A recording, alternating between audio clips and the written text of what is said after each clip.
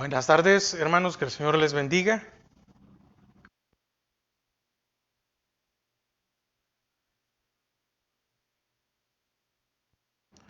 Vamos a dar inicio para nuestra enseñanza de este día, jueves. Amén. Gracias al Señor porque nos permite estar un jueves más para poder seguir aprendiendo su palabra. Padre, te damos gracias a esta hora por tu amor, tu misericordia, por tu fidelidad sobre nosotros, porque nos has guardado, nos has protegido, has cubierto nuestras necesidades. Padre, gracias porque esa misericordia se ha renovado. Señor, ayúdanos a limpiarnos, a ser fieles a ti. Queremos pedirte por las peticiones especiales que hay en medio de tu pueblo, por la obra y la completa salud en la vida de nuestros hermanos Jesús Gómez, Levi Cepeda, Marina de Aguilar, Leslie Ramírez, Omar Baires, Rocío de García. Señor, que tú sigas haciendo la obra completa en la vida de Lian González, como también te pedimos por las almas y la salud, Señor, en Edgar Donado y en Roberto Lara. Padre, por las peticiones especiales que hay en medio de tu pueblo, por cada una de las peticiones especiales de nuestras hermanas, Padre, por la petición especial de nuestra hermana Mari de Rodríguez. Señor, que tu misericordia, Padre, sea en su vida. Asimismo, por las peticiones especiales de nuestras hermanas Mabel y Telma Núñez, Jackie de Donado, Guadalupe de Rodas. Señor, por la guianza espiritual en aquellas familias, en aquellas personas que necesitan o que se han alejado, que se han enfriado. Señor, por cada uno de los niños, de los jóvenes, de los adolescentes de Misión Cristiana Judá. Padre, que tú los bendigas, los guardes, Señor, asimismo por la vida de Víctor Eduardo y Esther María, Padre, que tu mano de protección esté sobre sus vidas. Señor, te pedimos también por cada uno de los pastores de Misión Cristiana Judá, la vida de nuestro pastor general, que tú le sigas dando fuerzas. Señor, gracias, Padre, por su vida. También por el pastor Waldo Mendoza, Amílcar Varías, Milagro de Bonilla, Alberto Picariello, Alberto Campos, Padre, por el pastor Don. Señor, bendice sus vidas, bendice sus hogares, sus familias y también cada una de las congregaciones y las ayudas. Gracias, Padre, en el nombre de Jesús. Amén y amén. Amén. Bueno, seguimos estudiando los libros históricos y este día vamos a ver dos capítulos y es el capítulo, siempre en primer libro de Samuel, 24 y capítulo 26. Vamos a dejar ahí en medio por el momento el capítulo 25. Pero estos dos capítulos tratan sobre la ocasión en que David perdona la vida de Saúl. Y para poder arrancar con la enseñanza, yo quiero que me acompañe a primer libro de Samuel 24 del 1 al 7. David perdona la vida de Saúl en Engadi. Dice, cuando Saúl volvió a perseguir a los filisteos, le dieron aviso diciendo, he aquí David está en el desierto de Engadi. Fíjese cómo son las cosas. Él había dispuesto Saúl con muchos de sus hombres perseguir a David y matarlo. ¿Y qué tenía que hacer Saúl? ¿Qué tenía que hacer Saúl? Saúl tenía que encargarse de la nación. Y entonces estaba desgastándose tanto en recursos como en cansancio físico, mental, persiguiendo a David. Y aquí vemos, cuando Saúl volvió de perseguir a los filisteos, es decir, tenía guerra, problemas con los filisteos y aparte de eso andaba detrás de David. Y ahora la pregunta es, ¿quién estaba en el reino? ¿Quién estaba en el trono? ¿Quién estaba encargándose de las cosas? Amén. Entonces dice el versículo 2, y tomando Saúl 3,000 hombres escogidos de todo Israel, fue en busca de David y de sus hombres por las cumbres de los peñascos de las cabras monteses. Y cuando llegó a un redil de ovejas en el camino donde había una cueva, entró Saúl en ella para cubrir sus pies, y David y sus hombres estaban sentados en los rincones de la cueva. Entonces los hombres de David le dijeron, He aquí el día de que te dijo Jehová, he aquí que entrego a tu enemigo en tu mano y harás con él como te pareciere. Y se levantó David y calladamente cortó la orilla del manto de Saúl. Después de esto se turbó el corazón de David porque había cortado la orilla del manto de Saúl y dijo a sus hombres, Jehová me guarde de hacer tal cosa contra mi señor, el ungido de Jehová, que yo extienda mi mano contra él, porque es el ungido de Jehová. Así reprimió David a sus hombres con palabras y no les permitió que se levantasen contra Saúl, y Saúl saliendo de la cueva siguió su camino. Entonces, en esta porción del 1 al 7 habla de que dentro de la cueva de En-Gadi, algunas versiones dicen En-Gedi, en nuestra versión 60 dice En-Gadi, que quiere decir fuente del cabrito, nombre dado por las cabras monteses que habitaban en la localidad. Se ubica para poder entender qué eran esta cueva o este sector. Este se ubica en el centro de la orilla occidental del Mar Muerto y forma una especie de oasis con barrancos que están llenos de cuevas. Es famoso este lugar porque hasta en Cantares 1:14 lo menciona, donde las flores de aleña son comparables con el amado. Estas flores blancas y amarillas de gran fragancia solo se encuentran en la zona de En-Gadi y son únicas en su belleza, es decir, para poder entender un poquito más, ¿verdad?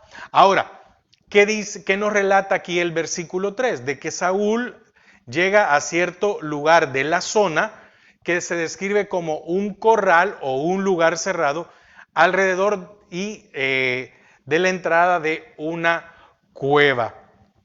Y unos desconocidos habían empleado la cueva como un lugar de refugio. Dice que Saúl, en el versículo, déjeme ver, en el versículo 3 dice, donde había una cueva, entró Saúl en ella para cubrirse sus pies. Ahora,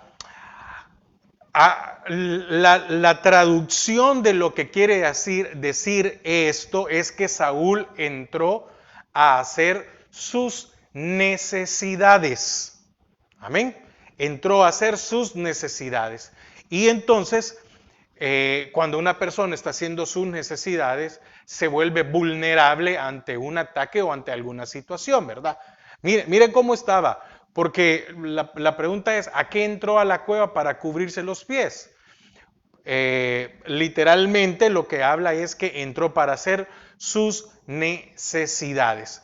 Otras que esto significa, unas versiones hacen la referencia a que hizo una pausa motivada por sus instintos también. Tal vez en algún momento puede decir, bueno, voy a hacer un alto, voy a hacer esto, voy a descansar. La versión siriaca dice que entró para dormir. Ahora, como sea el caso, simplemente es solo para poder ahondar un poco más, ¿verdad? Para poder entender qué era esto de, ¿por qué entró a cubrirse los pies? Sí, porque la pregunta sería, ¿por qué entró a cubrirse los pies a una cueva? ¿Qué tenía que hacer allí? ¿Se los tenía que lavar? ¿Se los tenía que limpiar? Bueno, podría ser que entró a hacer sus necesidades, podría ser que entró por instinto, tal vez diciendo, bueno, voy a descansar un momento, voy a dormir, voy a recubrir sus fuerzas. Pero, como sea el caso, nunca supo Saúl que David y alguno de sus hombres estaban allá adentro en el fondo de la cueva. Y estos seguidores le indican a David que es el día esperado para eliminar a su enemigo, lo que dice el versículo 4. Ahora, ¿qué querían decir? ¿A qué se referían exactamente? No podemos decir que habían pensado que era matarlo o tomarlo como cautivo o etcétera, ¿verdad? Pero probablemente se están haciendo referencias a las palabras que pasan allá en el capítulo 20, siempre el primer libro de Samuel, 20:15, donde dice, así hizo Jonatán pacto con la casa de David. diciendo, requiéralo Jehová de la mano de los enemigos de David. Amén. Entonces, no, perdón, dice, leí el 16, perdón, 20:15, y no apartarás tu misericordia de mi casa para siempre, cuando Jehová haya cortado uno por uno de los enemigos de David de la tierra. No dejes que el hombre de Jonatán sea quitado de la casa de David. Entonces, algunos pueden decir, bueno, era el momento para quitar a Saúl, pero que viviera Jonatán y su descendencia. Ahora, dice, volviendo otra vez al capítulo 24, amén, dice que Saúl había dejado su manto a un lado. Ahora, la palabra aquí se emplea para designar un vestido exterior, largo y ancho, pero sin mangas, y llevado por las personas de rango alto como reyes, nobles o sacerdotes. Entonces está hablando de que sin hacerle daño a Saúl, David corta un pedazo de su manto real. Era un manto adicional a su ropa. Ahora, fíjese que en el versículo 5, dice que después de esto se turbó el corazón de David. ¿Qué quiere decir que se turbó? Quiere decir que David lamentó lo que se había atrevido a hacer. Se supone que al darse cuenta de su hecho, simbolizaba para él una de dos cosas. Primero, poseer una parte del manto real representaría el ser dueño del manto o apoderarse de él. Y a la vez, partir el manto real le habría recordado de la separación simbólica del reino, como lo está dicho en el capítulo 15, versículo 17. Ahora, estos pensamientos le causaron tristeza a David por cuanto Saúl había sido desechado. Es que fíjese que hay algo muy importante y es entender esto. David sabía que Saúl había sido desechado. Y David sabía que Dios se había apartado de Saúl. Había sido desechado es porque Dios se había apartado. Pero lo quiero dividir en estas dos maneras. Ahora, no vemos a un David prepotente, no vemos a un David soberbio, no vemos a un David que llegó diciendo, bueno, ahora Jehová está conmigo y yo voy a entrar, me voy a enfrentar contra Saúl y los 3,000 hombres y estos no me van a hacer nada. No, al contrario. David entendía que tenía que tener un respeto porque ese hombre, aunque quería matarlo, mire qué difícil es llegar a esa conclusión. No, hermanos, ¿quién de nosotros obraría de esa manera? ¿Quién de nosotros se comportaría de esa manera? Pero David había entendido que no se podía levantar contra ese hombre porque ese hombre, Saúl, había sido ungido por Dios. Y si había sido ungido por Dios, él tenía que esperar el tiempo en que Dios lo quitara. Entonces, él sabía que había sido ungido, que él mismo heredaría el reino. Si fuera así, manifiesta algo de humildad genuina que sentía David y su profundo pesar por la condición y la desdicha de Saúl. Ahora, fíjese que los hombres de David no tenían límite.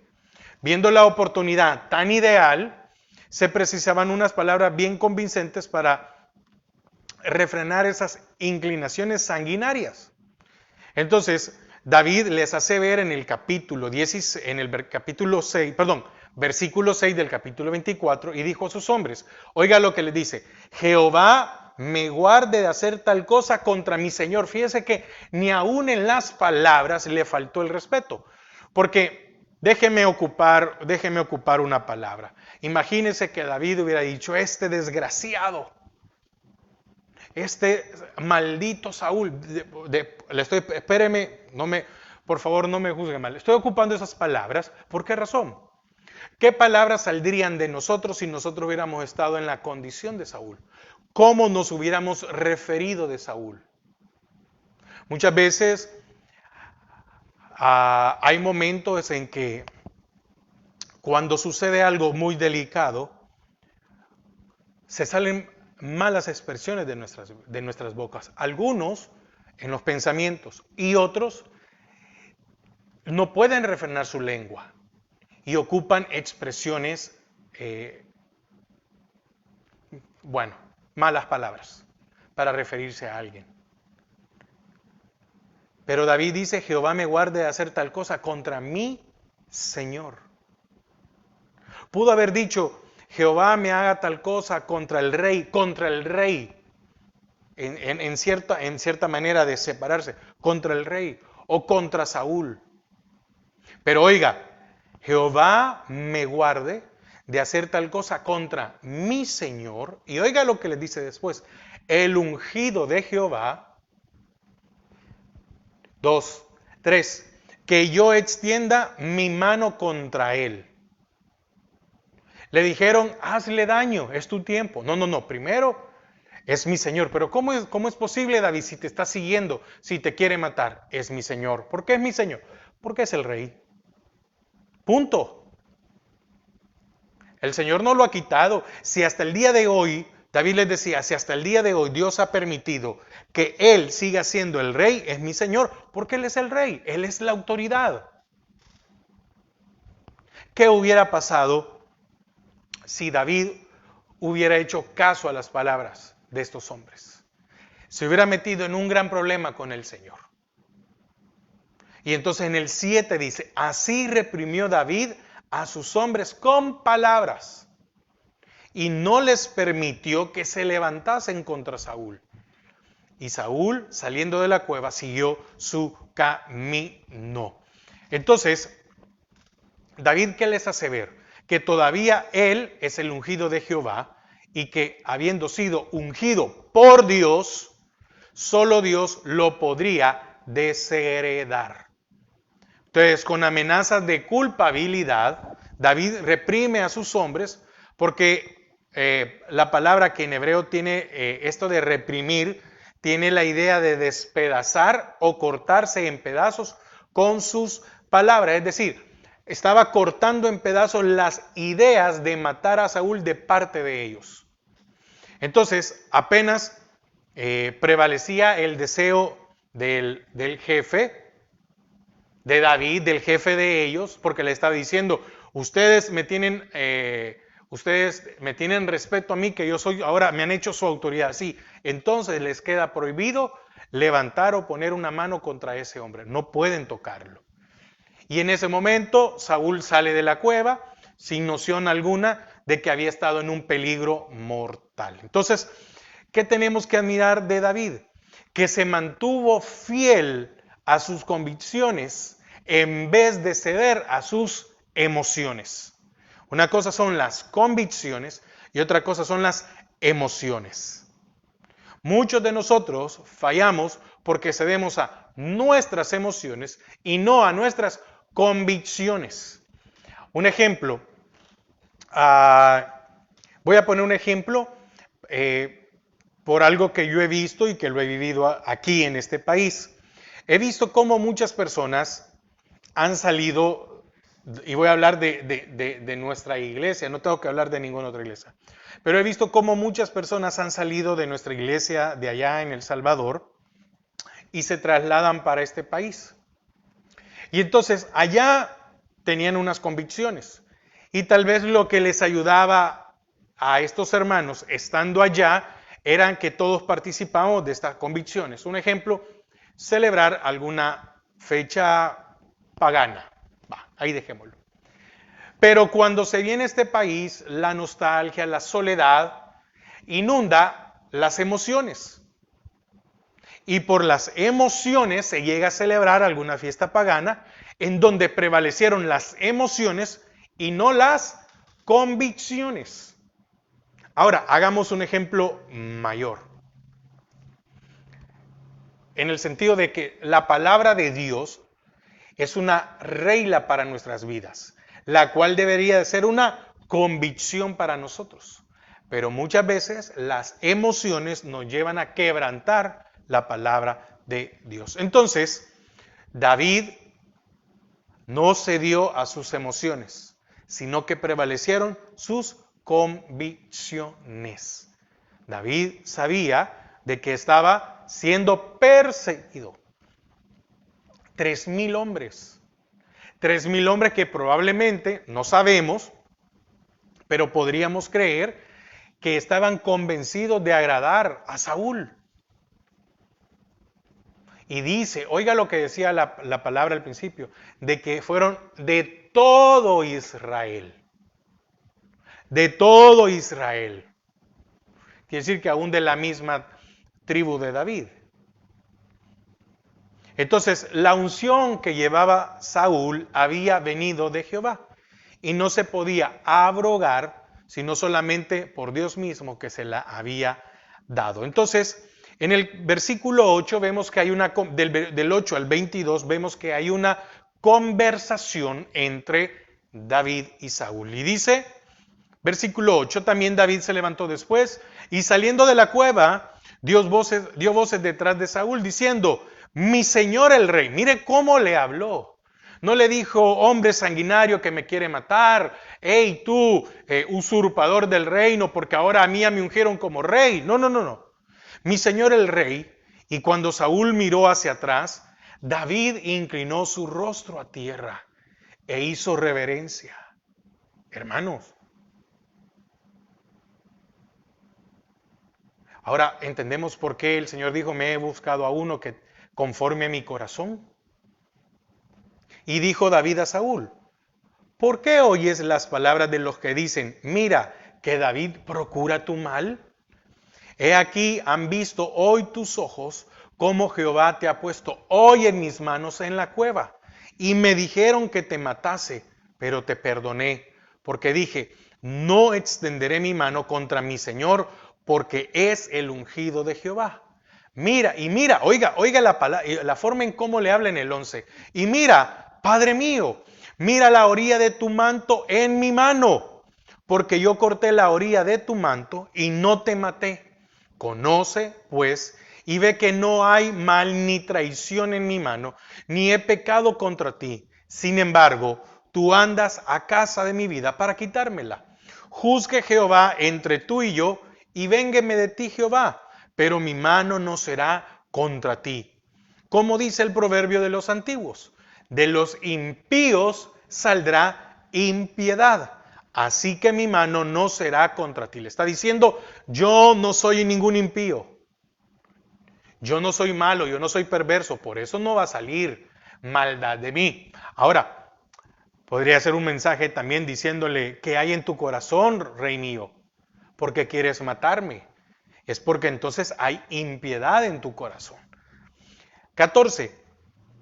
¿Tras quién ha salido el rey de Israel? ¿A quién persigues?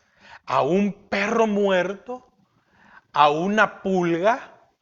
Oiga los calificativos que se pone David.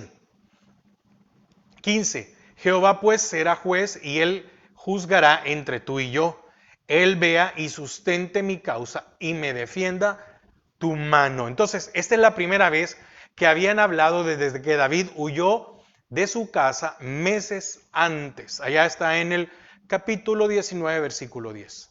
David llamó a Saúl rey, pero no solo lo llamó, lo trató como rey. Esto hacía que desacreditara las palabras que aquellos que lo habían acusado de rebelde. Pero no amaba David en palabras solamente, sino también en hechos. Jehová es quien le entregó en sus manos. Le dijeron a David, o mejor dicho, le dijo uno en la cueva le dijo que le matara, pero tuvo compasión. La idea es que le perdonó la vida.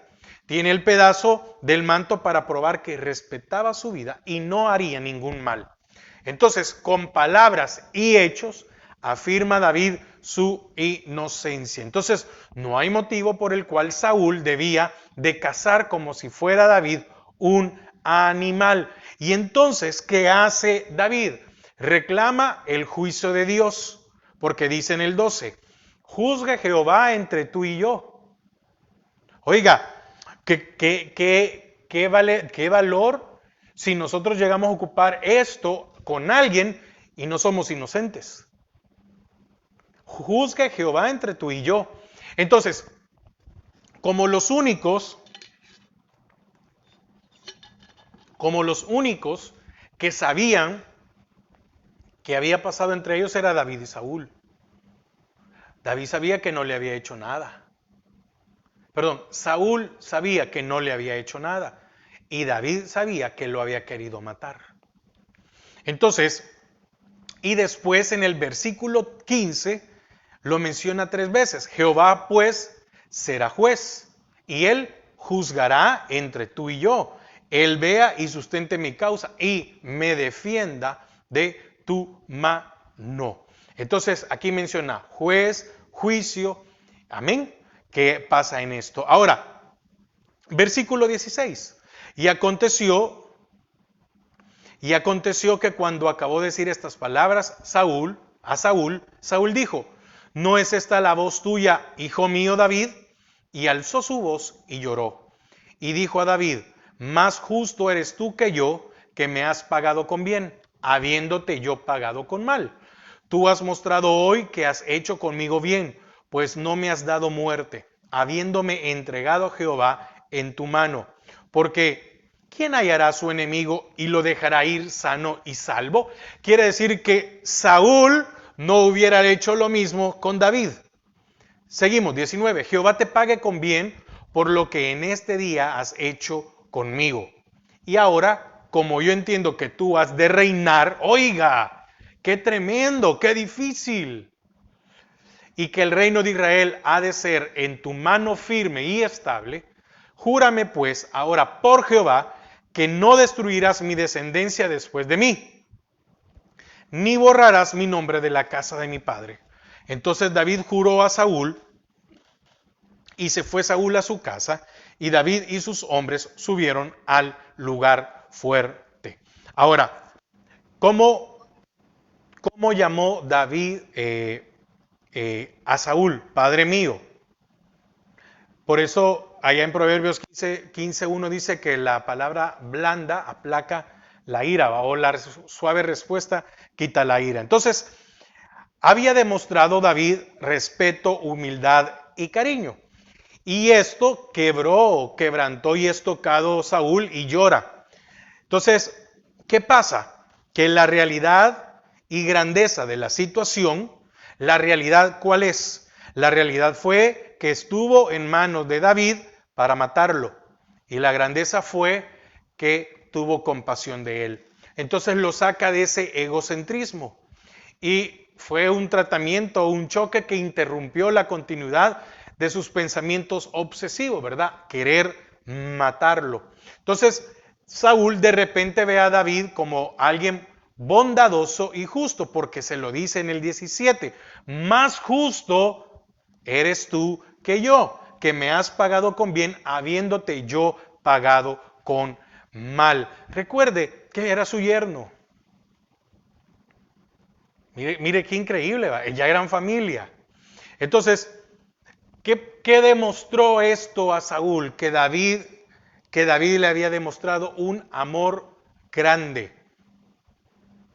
Porque dijo, cuando un hombre haya a su enemigo, amén, mire, porque en el 19, porque ¿quién hallará a su enemigo y lo dejará ir sano y salvo? Donde esta palabra haya tiene la idea de hallarle en su poder, con la posibilidad de hacerle daño. ¿Quién hallará? Es decir, cuando alguien tiene el poder y es superior al otro, entonces, ¿quién con su poder o teniendo poder superior encuentra a su enemigo, lo dejará ir sano y salvo? No está hablando en una condición en la cual pueden estar al mismo nivel o menos, no, está hablando en una condición superior. Saúl entendió que David estuvo en una situación superior a Saúl. ¿Por qué razón? Porque fíjese que aún Saúl teniendo 3,000 hombres, David se encontró en una situación superior de poder matarlo, y esos 3,000 hombres y el poder que había allí no hubieran podido hacer nada y David y Saúl hubiera muerto a manos de David. Saúl había llevado a 3,000 hombres para perseguirlo como un perro muerto, como una pulga. Entonces, todo ese poder humano se vio empequeñecido al poder de haberlo tenido a sus manos, David, y poder matarlo. Porque dice, ¿quién hallará a su enemigo? ¿Quién hallará? Es decir, esta palabra hallar es tener la idea de hallarle en su poder, con la posibilidad de hacerle daño. Saúl no se dio cuenta. Y si David lo hubiera matado, ¿cuántos se hubieran? Igual, como el caso de, se me va, no sé si fue de Asdod, ¿verdad? No, perdón. Uno de los jueces, el que entró a matar al rey Eglón. Amén. Y ahorita le digo.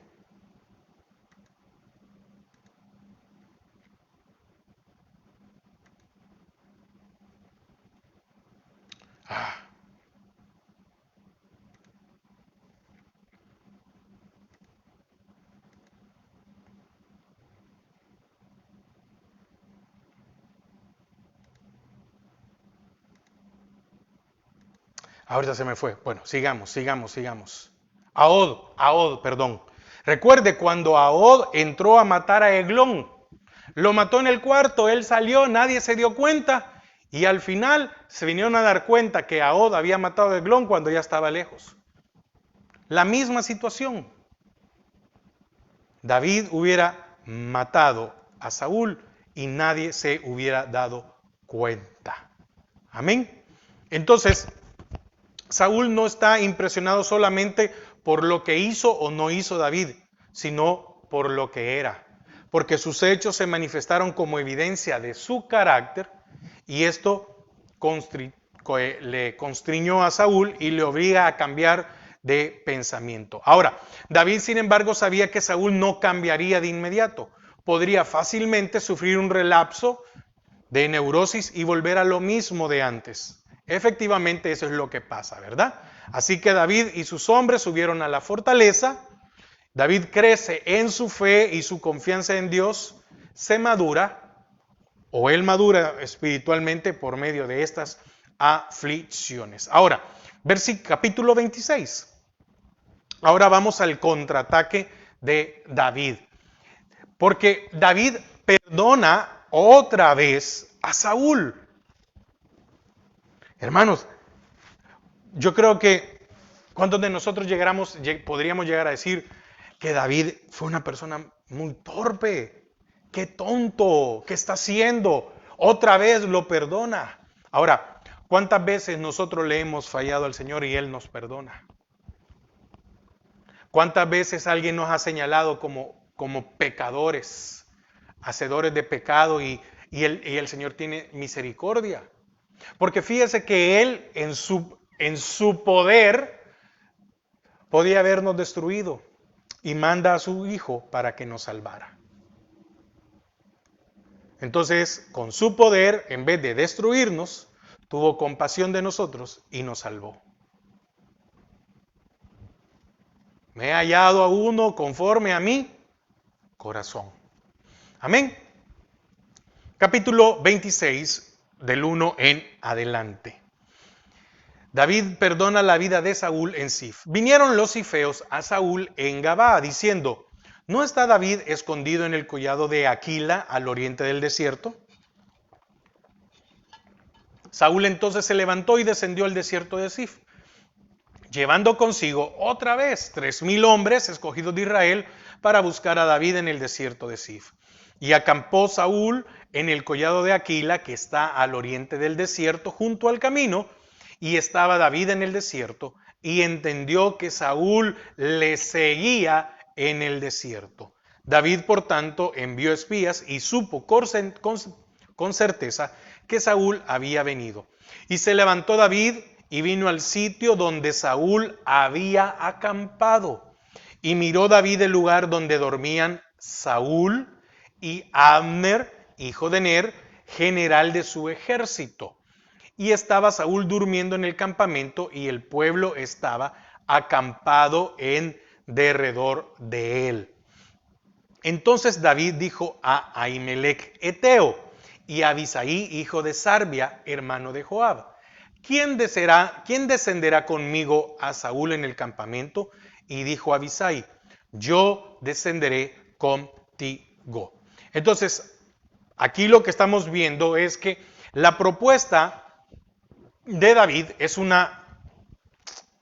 déjeme ponerlo en esta palabra, una absoluta locura, humanamente hablando, ¿verdad? Era irse a meter a la boca del león. Entrar en un campamento militar solo y sin ayuda es una osadía en extremo. Ahora, al pedir voluntarios, consigue uno, el joven Abisai. Este es sobrino de David. Podemos encontrar la referencia en primer libro de Crónicas 2:16 y también las proezas y la valentía de este hombre en segundo libro de Samuel 2:18, también en los capítulos 10, 16, 11, 14, 20 y 21.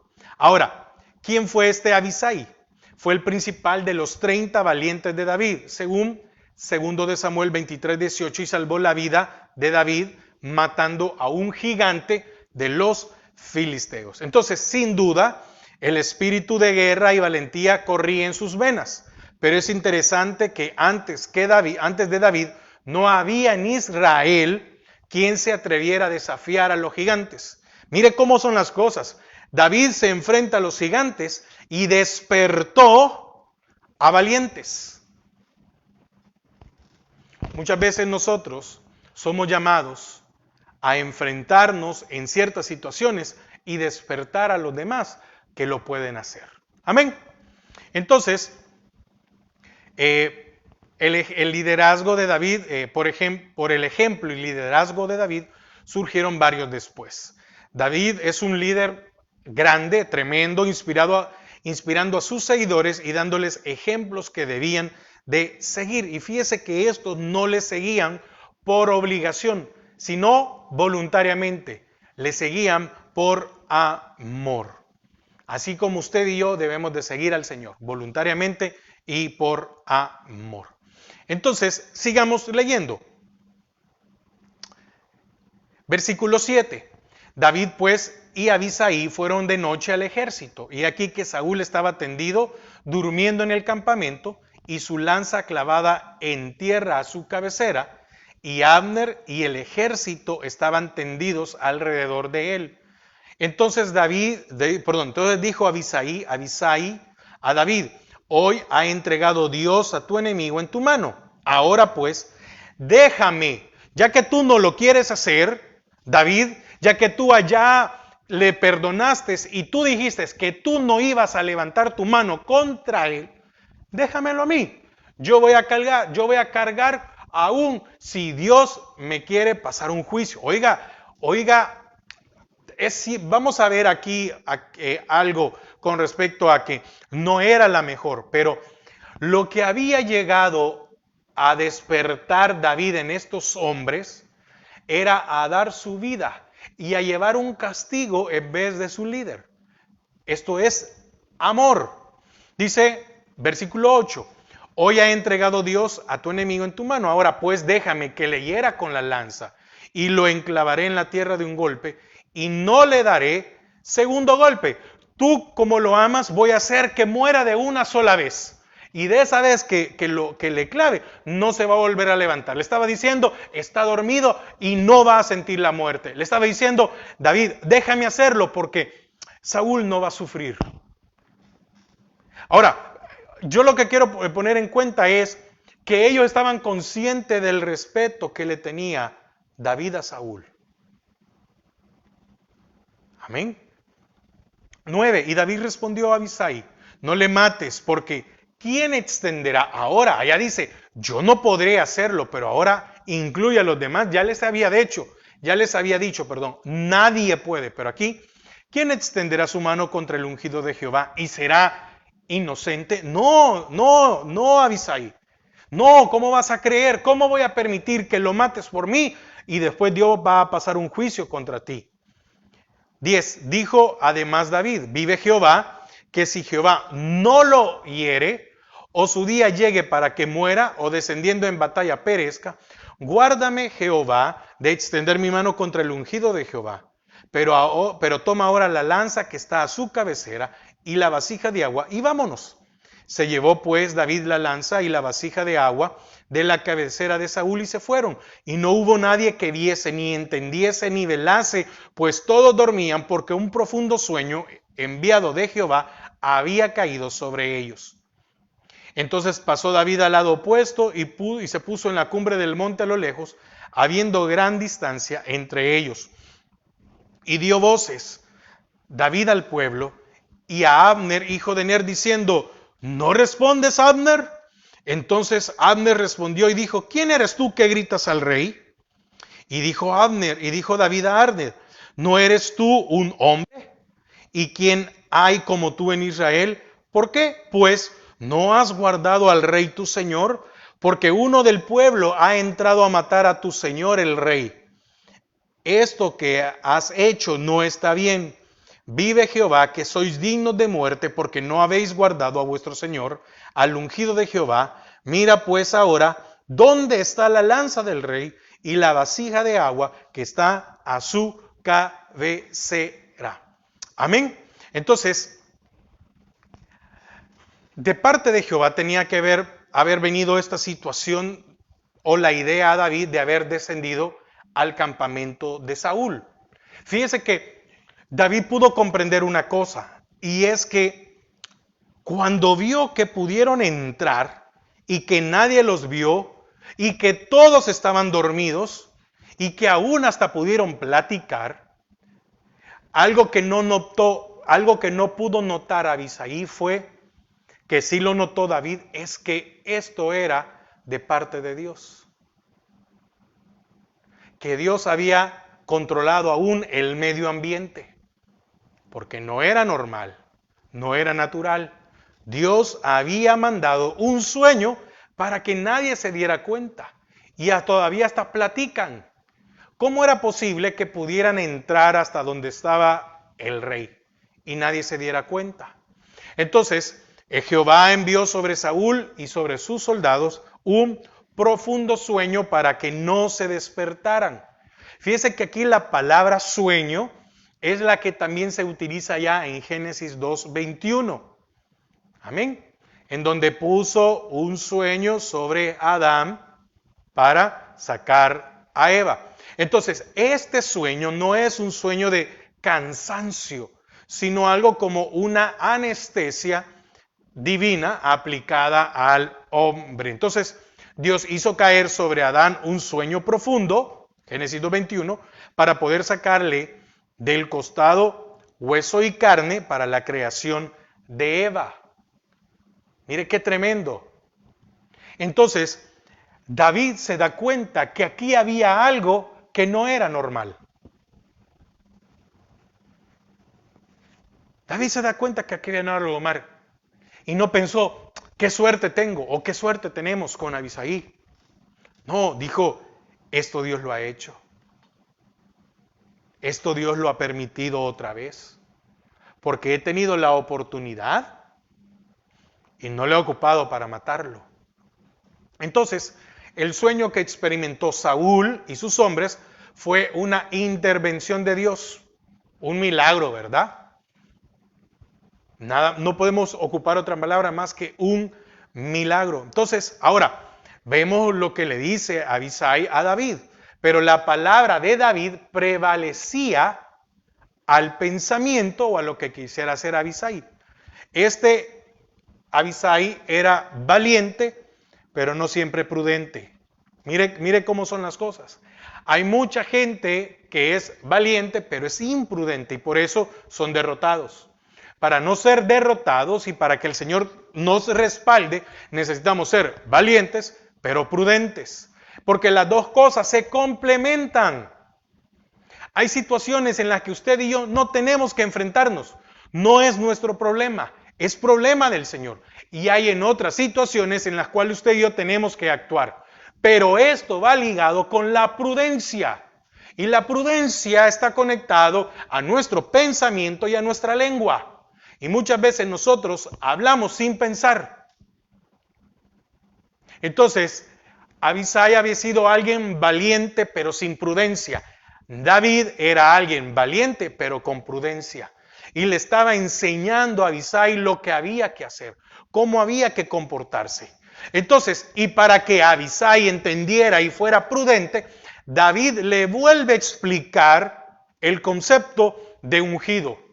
Y dice, si el Señor no lo hiere, si no merecen esto, si no pasen aquello, yo no tengo por qué levantar mi mano contra él. En otras palabras le dice, si no es Dios el que unge o designa, entonces es muy diferente al que Dios unge y designa. Porque si Dios unge y designa a alguien, solo Él puede quitarlo. Amén. Mire qué tremendo.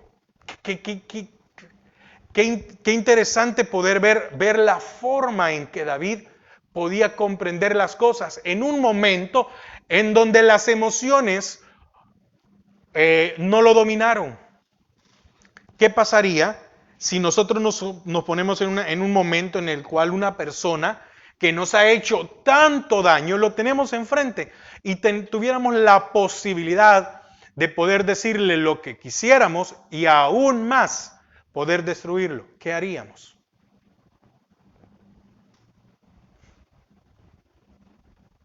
Qué tremendo, ¿verdad? Ahora, David vuelve a perdonar la vida de Saúl, pero Saúl vuelve a perseguir otra vez a David. Increíble. Es increíble la forma en que se comportó. Fíjese que en el versículo 20 dice, no caiga pues ahora mi sangre en tierra delante de Jehová, porque ha salido el rey de Israel a buscar una pulga, así como quien persigue a una perdiz por los montes. La perdiz es como que fuera como un tipo, como tal vez el pavo sin esas plumas grandes y un poquito más pequeño, ¿verdad? Algo así de esa es. Saúl, al contrario, perseguía a David como una perdiz por los montes. Es notable que la palabra perdiz y la palabra estimada preciosa en el versículo 1 se parecen algo. Quizás Saúl a propósito hace resaltar el hecho de que mientras él perseguía a David como una perdiz, David estimaba preciosa la vida de Saúl. Le está diciendo, Saúl, rey, tú me sigues o me persigues como un animal. Pero las veces que yo he tenido tu mano en mi vida, la he estimado por valiosa.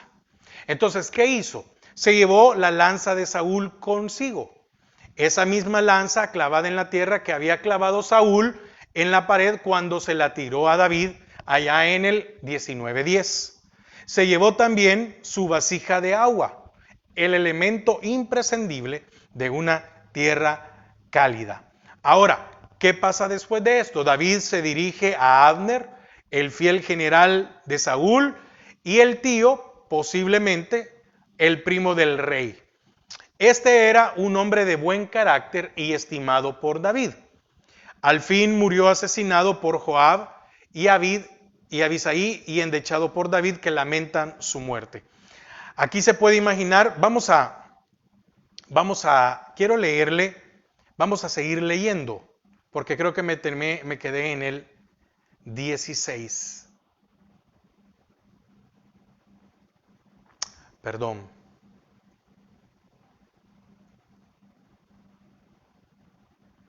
16. Esto que has hecho, hablamos del 15. Y dijo David a Arne, ¿no eres tú un hombre? ¿Quién hay como tú en Israel? ¿Por qué, pues, no has guardado al rey tu señor? Porque uno del pueblo ha entrado a matar a tu señor el rey. Esto que has hecho no está bien, vive Jehová que sois dignos de muerte, porque no habéis guardado a vuestro Señor, al ungido de Jehová. Mira pues, ahora, ¿dónde está la lanza del rey y la vasija del agua que estaba a su cabecera? Y conociendo Saúl la voz de David, dijo, ¿no es esta tu voz, hijo mío David? Y David respondió, mi voz es Rey, Señor mío. Y dijo, ¿por qué persigues así, mi Señor, a su siervo? ¿Qué he hecho? ¿Qué mal hay en mi mano? Ruego pues que el rey, mi Señor, oiga ahora las palabras de su siervo. Si Jehová te incita contra mí, acepte él la ofrenda. Mas si fueren hijos de hombres, malditos sean ellos en presencia de Jehová, porque me han arrojado hoy para que no tenga parte en la heredad de Jehová, diciendo, ve y sirve a dioses ajenos. No caiga pues ahora mi sangre en tierra delante de Jehová, porque ha salido el rey de Israel a buscar una pulga, así como quien persigue una perdiz por los montes. 21. Entonces dijo Saúl, he pecado, vuélvete, hijo mío David, que ningún mal te haré más, porque mi vida ha sido estimada preciosa hoy a tus ojos, y aquí yo he hecho neciamente y he errado en alguna manera. Y David respondió y dijo, he aquí la lanza del rey, pase acá uno de los criados y tómela, y Jehová pague a cada uno su justicia y su lealtad, pues Jehová te había entregado hoy en mi mano, mas yo no quise extender mi mano contra el ungido de Jehová. He aquí, como tu vida ha sido estimada preciosa hoy a mis ojos, así sea mi vida a los ojos de Jehová, y me libre de toda aflicción. Y Saúl dijo a David, bendito eres tú, hijo mío David, sin duda emprenderás tus cosas grandes y prevalecerás. Entonces David se fue por su camino y Saúl se volvió a su lugar. Amén. Entonces, ¿cuáles son las pruebas? En aquel momento tocó el manto, ¿verdad? Y entonces dijo David, no, me siento mal porque no tuve que haberle tocado su manto. Entonces ahora se lleva su lanza y se lleva el agua. Y se dirigió a Abner, en el cual le dice, bueno, tú no tenías que haber cuidado al rey, porque esto merecía la pena de muerte en algunos casos, o en algunos reinos, o en algunos imperios, porque habiendo fallado en su deber, merecía la muerte juntamente con todos sus soldados.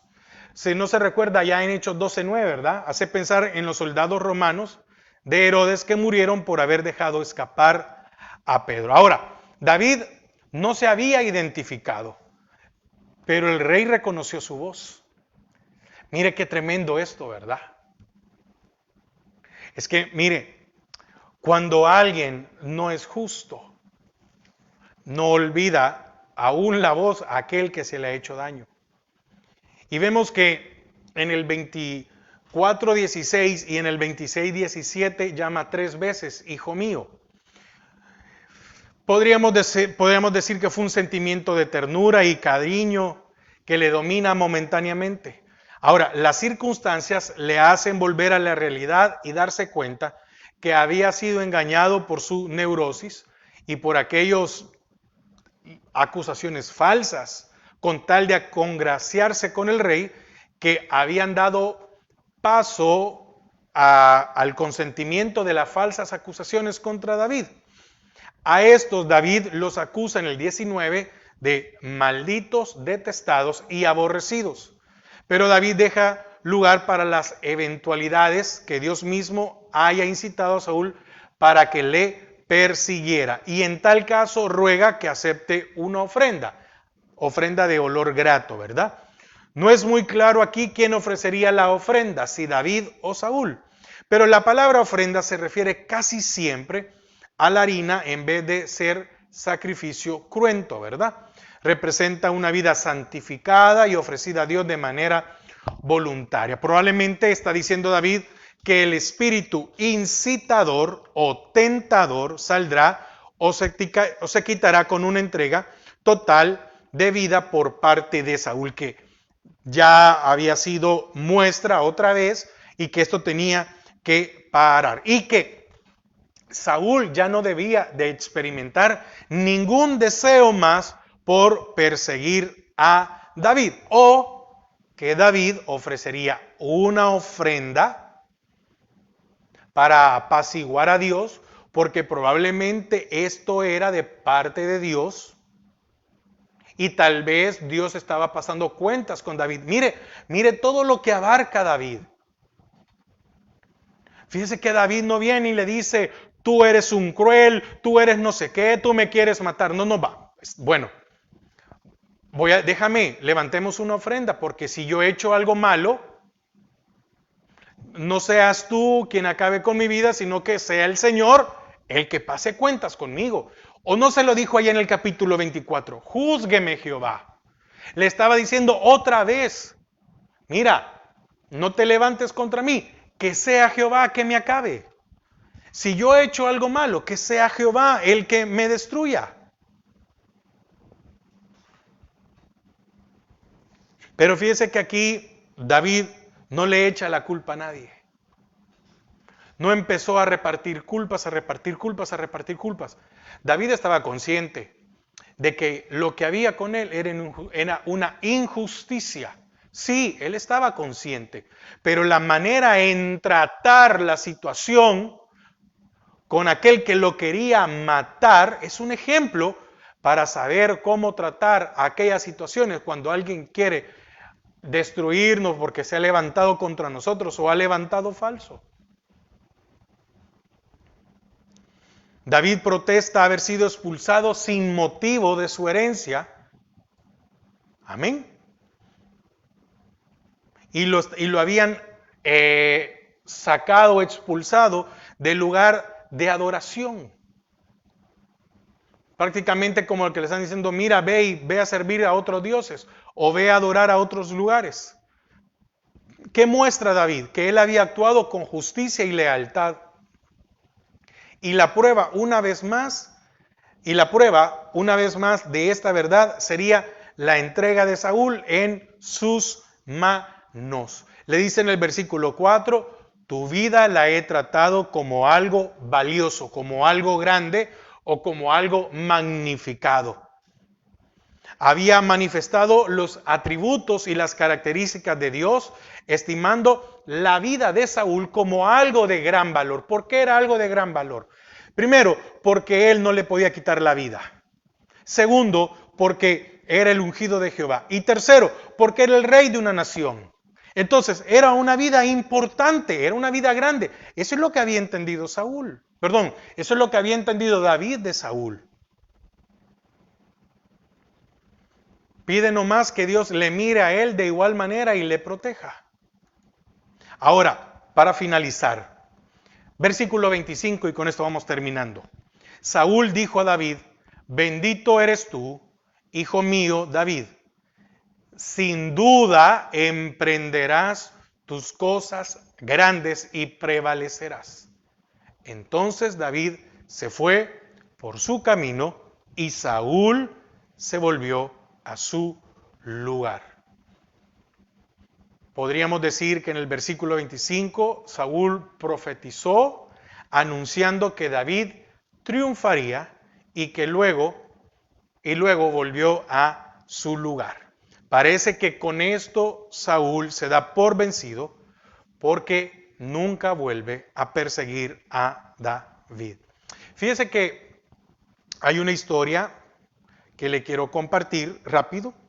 Hubo un misionero llamado Gobat que recibió la invitación de un jefe druso para que lo visitara en las montañas del Líbano. El misionero acepta, pero antes de ir, aceptó la invitación, pero antes de ir se enferma. En una segunda ocasión, ya después de recuperado, surgió otro inconveniente. El segundo intento de poder asistir a esta reunión surgió un inconveniente. Y a la tercera vez se espantó su guía cuando una hiena se le cruzó por el camino. Entonces, este misionero llamado Gobad se entera que aquel jefe druso de este lugar en el Líbano, el deseo era que quería asesinarlo. Entonces, el que lo quería llevar exclamó y dice, este misionero tiene que ser siervo de Dios. ¿Sí? Porque el jefe druso envió mensajero tras mensajero para poder acechar en el camino, pero siempre ha sido imposible que llegara. Así fue con David, puesto que Dios siempre le libraba de todas sus aflicciones. Entonces, para finalizar, hermanos, probablemente usted y yo nos podamos encontrar o enfrentar a una situación difícil y desagradable. El Señor dice, mía es la venganza. Si nosotros enfrentamos las situaciones con la mente de Cristo, va a librarnos. Entonces tengamos cuidado cómo reaccionamos ante aquellas situaciones de injusticia en nuestras vidas. ¿Qué podía hacer David contra Saúl si Saúl era el poder, era el reino, era el gobierno? Nada. Humanamente. Pero quien estuvo con él y quien lo guardó fue el Señor. Entonces, ante una situación difícil, que podamos ver el ejemplo de David de cómo se comportó. Refirió su causa a Jehová e hizo que tuviera dominio de sus emociones y que prevalecieran sus convicciones en el momento de angustia. Así que el Señor nos ayude a que en momento de angustia prevalezcan nuestras convicciones y no nos dominen nuestras emociones. Amén. Padre, te damos gracias a esta hora porque nos has permitido una vez más poder aprender y entender tu palabra. Padre, bendice a cada uno de mis hermanos y que tu amor y tu misericordia no se aparte de nuestras vidas. En el nombre de Jesús. Amén y amén. Hermanos, que el Señor les bendiga.